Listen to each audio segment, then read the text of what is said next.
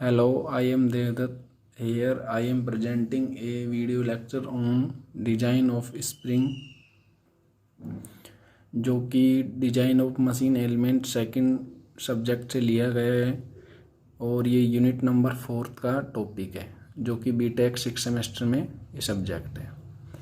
तो इसी में हम पढ़ेंगे सबसे पहले बेसिक इंट्रोडक्शन, उसके बाद हम पढ़ेंगे डिजाइन में स्ट्रेस, डिफ्लेक्शन एंड स्टिफनेस। तो स्प्रिंग के कुछ टाइप हैं। तो बेसिकली हमने टाइप जितने भी देखे हैं, ज़्यादातर हम हेलिकल स्प्रिंग देखते हैं, जो कि इस टाइप की होती है।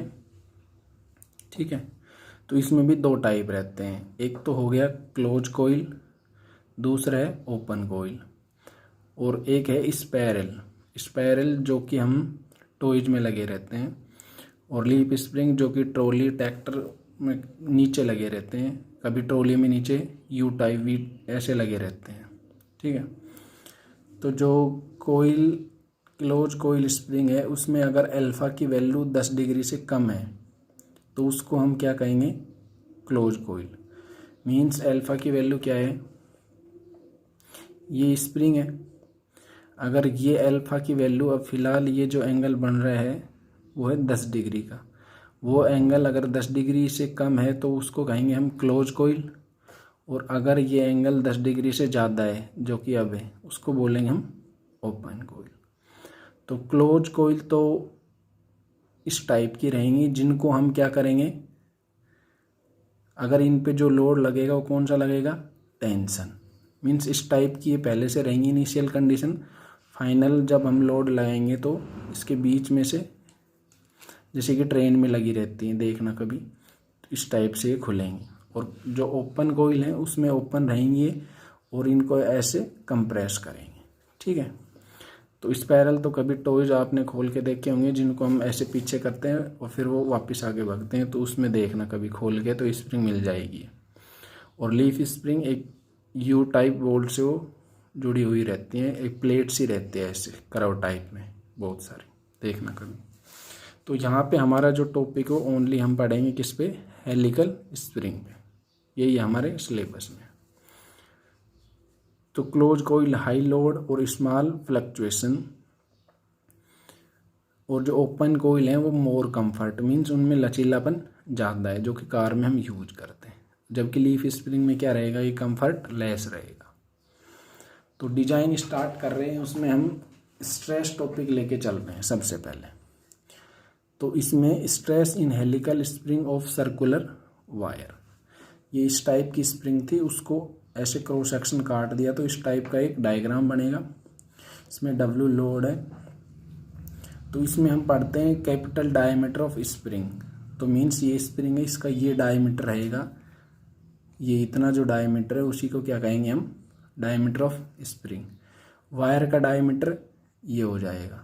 ठीक है, उसके बाद नंबर ऑफ टर्न्स, ये 1 टर्न 2 3 4, तो 1 टर्न 2 3 4 हो गए। ठीक है, तो W एक्सियल लोड, जो इस पे ऐसे लोड लगेगा, मैक्सिमम शियर स्ट्रेस पढ़ेंगे अभी, जो टाउ से डिनोट कर रहे हैं। C क्या है, कैपिटल D इसका डायमीटर और इस वायर का डायमीटर, दोनों का रेशियो है। P क्या है, पिच, इस पॉइंट से लेकर इस पॉइंट की जो दूरी है उसी को क्या कह देंगे हम, पिच, इसको क्या कह देंगे, पिच। डिफ्लेक्शन, इसको हमने फिलहाल, इसकी ये कंडीशन है, अगर इसको हम कंप्रेस कर रहे हैं तो जो भी इसकी लेंथ में कमी आई है उसको डिफ्लेक्शन, अगर ये इस कंडीशन में है तो इसको हम जितना इंक्रीज कर रहे हैं, वो लोड लगाने के बाद जो भी इसमें लेंथ में इंक्रीमेंट या डिक्रीमेंट हो रहा है उसको क्या कहेंगे, डिफ्लेक्शन। ठीक है, we know that twisting moment क्या होता है, फोर्स इनटू रेडियल डिस्टेंस। अब ट्विस्टिंग क्या होता है, ये हमने क्या लिया है, एक ट्विस्ट ड्रिल ले लिया।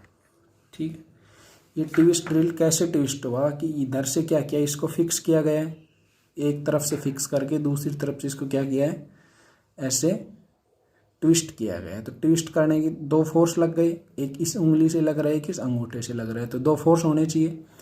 और कहाँ पे लग रहे हैं, इसके पेरीफेरी पे लग रहे हैं, तो पेरीफेरी सेंटर से उसकी इसकी डिस्टेंस क्या हो जाएगी, R। तो फोर्स इंटू R क्या हो जाएगी, इसका टोर्क, ये टोर्क लगा रहा हूँ, उसी से इस पे ये ट्विस्ट आया है। ठीक है, तो इस टाइप से शाफ्ट रहती है, शाफ्ट पे क्या रहती है, एक पुली रहती है, पुली उस पर जो पुली क्या करेगी, इसको ट्विस्ट करेगी। ठीक है, तो ट्विस्ट होता बहुत ही कम है, लेकिन उसको हम कंसिडर करके शाफ्ट की फेलियर को हम निकालते हैं। ठीक है, कितना ट्विस्ट हो सकता है, कितना उस मटेरियल कंडीशन के हिसाब से। ठीक है, तो T equal to force into distance radial. तो फोर्स तो हमारे पास क्या हो जाएगा, यहाँ पे W है, क्योंकि ट्विस्ट क्यों आ रहा है, ट्विस्टिंग मोमेंट ही क्यों निकाले, क्योंकि इसको हम इधर से भी फिक्स करेंगे, इधर से भी। जैसे इसको खोलेंगे तो जो ट्विस्ट अभी उस पे आया था वो ट्विस्ट किस पे आएगा, इस वायर पे आएगा। तो वायर क्या रहेगा, इस टाइप से ट्विस्ट होएगा। तो इसको ऐसे हम घूमने तो यहाँ से देंगे नहीं, यहाँ से फिक्स करेंगे, यहाँ से फिक्स करेंगे, तो क्या आ जाएगा, इस पे ट्विस्ट आ जाएगा। तो इस कारण फोर्स इंटू डिस्टेंस, तो फोर्स की वैल्यू क्या हो जाएगी, जो हमने W लगाया, और डिस्टेंस क्या हो जाएगी, ये कैपिटल D था, तो R या तो D/2 लिख सकते हैं, इसको D/2। ठीक है, तो यहाँ पे क्या आ गया हमारा, ट्विस्टिंग मोमेंट। अब बाई टॉर्क इक्वेशन, अब टॉर्जन इक्वेशन, ये तो हमने W से ये लगाया, टॉर्जन इक्वेशन से वायर, ये वायर था, इस वायर को हम क्या कंसिडर कर रहे हैं, एज ए शाफ्ट, जैसे कि अभी ये इसको कंसिडर किया था। ठीक है, तो अभी तो क्या निकाला था हमने, ट्विस्टिंग मोमेंट। अब वही ट्विस्टिंग मोमेंट हम किससे निकाल रहे हैं, टॉर्जन इक्वेशन से। दोनों को हम इक्वल कर देंगे। तो torsion equation T/IP, T τ/r g θ/L, ये टॉर्जन इक्वेशन में T/J τ/r g θ/L, यहाँ पे g θ/L नहीं लेंगे, क्योंकि इन दोनों इस इक्वेशन को सोल्व करके हम टाउ की वैल्यू निकाल सकते हैं, क्योंकि टाउ दे रखा है, जे दे रखा है, आर दे रखा है। टाउ की वैल्यू ऊपर देखेंगे, W इंटू D/2 है, तो यहाँ क्या रख देंगे, W इंटू D/2।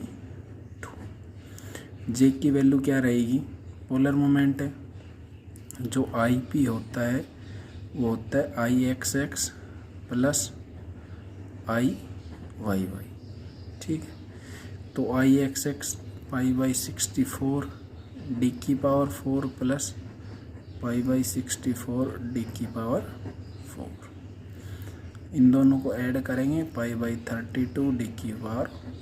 ये D क्या है, वायर का डायमीटर है, क्योंकि ये हमारा इस पे लगी हुई है पूरी, ये वायर क्या है, like as a shaft consider कर रखे हैं, तो इसका डायमीटर क्या रहेगा, स्मॉल d। तो उसी स्मॉल d को यहाँ पे कंसिडर कर रखा है। ठीक है, तो यहाँ पे रख देंगे π/32 D⁴ इजिकल टू टाउ हमें निकालना है। शियर स्ट्रेस इसको τ1 मान सकते हैं, वो आगे मान लेंगे। R की वैल्यू स्मॉल d/2, ये कैपिटल D तो इसका मान रखा है, स्मॉल d इसका मान रखा है वायर का। ठीक है, तो यहाँ पे इस टाउ की वैल्यू निकालेंगे, तो W into D/2 into D/2 upon pi D⁴ और 32 चला जाएगा ऊपर। तो इसको सोल्व करेंगे तो 8 बन गया ये W, और ये D था, इसकी D⁴, कैपिटल D ऊपर नीचे πD⁴। तो τ1 की वैल्यू कितनी आ गई, 8W कैपिटल D πD। इसे बोलेंगे टॉर्जनल शियर स्ट्रेस। ठीक है, उसके बाद हम निकालेंगे डायरेक्ट शियर स्ट्रेस। ये था, इस पे एक तो टॉर्जनल शियर स्ट्रेस और एक डायरेक्ट में इसको जैसे खींच रहे हैं तो W लग रहा है, तो इसका क्रॉस सेक्शनल एरिया किसका, वायर का। तो उसी के लिए direct shear stress force upon area, force कितना लग रहा है W, और क्रॉस सेक्शन एरिया क्या हो जाएगा π/4 D²। कई बच्चे इसको D⁴ कर देंगे, या यहाँ पे कैपिटल D लिखते हैं, वो गलती को ध्यान रखना है। ठीक है, तो ये क्या बन जाएगा 4W अपॉन πD²। इसको नाम दे देते हैं τ1 और τ2 दोनों को क्या कर लेंगे, ऐड कर लेंगे रिजल्टेंट के लिए। τ1 की वैल्यू आई अपनी 8W D upon pi D की क्यूब प्लस 4W पाई डी स्क्वायर।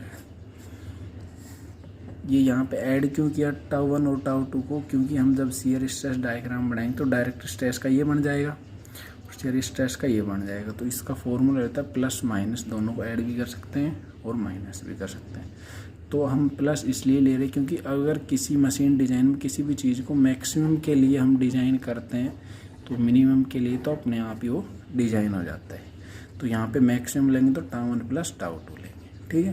ये डायरेक्ट स्ट्रेस का डायग्राम है, ये शियर स्ट्रेस का, दोनों को ऐड कर दिया दोनों ग्राम को, तो शियर डायग्राम जो हम सॉम में पढ़ते आए, ठीक है। यहाँ से हम 8W कैपिटल डी पाई डी की 3 क्या ले लेंगे कॉमन। क्यों ले लेंगे, क्योंकि 1 प्लस 1/2C एक शियर स्ट्रेस फैक्टर होता है, ठीक है, उसमें कन्वर्ट करने के लिए। तो ये कॉमन ले लिया। यहाँ पे क्या बच गया 1 प्लस, अब इसको इसमें से कॉमन लिया मतलब ये इसके साथ कुछ ना कुछ मल्टीप्लाई था तभी इसको कॉमन लिया है। तो यहाँ पे इसको सोल्व करने के लिए यहाँ पे क्या आएगा, उसके लिए सोल्व करने के लिए क्या करेंगे 4W पाई डी स्क्वायर को इसका भाग दे देंगे, तभी तो इसमें से कॉमन लिया है। मतलब 8W था वो तो चल जाएगा नीचे और पाई डी क्यूब कहाँ आ जाएगा ऊपर। तो ये 4 यहाँ 2, ये W से W कट गया, नीचे कैपिटल डी रहेगा, पाई से पाई कट गया और ऊपर एक स्मॉल डी बच गया है। तो यहाँ पे क्या आ जाएगा 1, एक तो स्मॉल डी और नीचे 2 और कैपिटल डी। इसको क्या लिख सकते हैं 8W पाई डी की क्यूब, ये 1, ये प्लस ये स्मॉल डी नीचे जा सकता है, नीचे ले जाएंगे तो क्या बन जाएगा ये 1 प्लस 1/2C। सी क्या चीज़ है, सी है अपना capital D upon small D, जिसको बोलते हैं स्प्रिंग इंडेक्स, ठीक है। यहाँ तक क्लियर। तो इस इक्वेशन को क्या लिख देंगे 8W पाई डी क्यूब, ये क्या चीज़ है KS, जिसको बोलते हैं शियर स्ट्रेस फैक्टर, जिसको क्या बोलेंगे शियर स्ट्रेस फैक्टर, ठीक है। तो इसमें स्मॉल डी चल रहा है वो तो वायर का डायमीटर है और कैपिटल डी रहेगा इसका। अब एक कंडीशन है, उस कंडीशन में क्या कह रहा है if wire consider the effect of curvature. Curvature means अगर ये बिल्कुल ऐसे स्ट्रेट है, ऐसे जा रहे तो कर्वेचर में आ रहे हैं ना, एक कर्व में बना है, लेकिन शाफ्ट हमारी क्या रहती है बिल्कुल स्ट्रेट। तो उस कर्वेचर को अगर कंसिडर करेंगे तो जो KS फैक्टर है उसको हम KC से मल्टीप्लाई करेंगे, तब हमारा वाल्स स्ट्रेस फैक्टर क्या आ जाएगा, ठीक है। लेकिन उसके लिए इन दोनों को निकालना पड़ेगा। अगर ये दोनों नहीं दे रखे तो अगर C दे रखा है तो हम उससे हम डायरेक्ट इस K की वैल्यू निकाल सकते हैं, ठीक है। तो 4C - 1, C क्या चीज़ है capital D by small D, ठीक है। 4C - 1 प्लस 0.615/C, यहाँ से K की वैल्यू निकालेंगे और KS is replace by K अगर कर्वेचर इफेक्ट कंसिडर कर रहे हैं। तो अभी तक हमने पढ़ा स्ट्रेस के बारे में, अब हम पढ़ेंगे किसके बारे में डिफ्लेक्शन और स्टिफनेस के बारे में, ठीक है। तो ये page number 3, deflection of helical spring of sir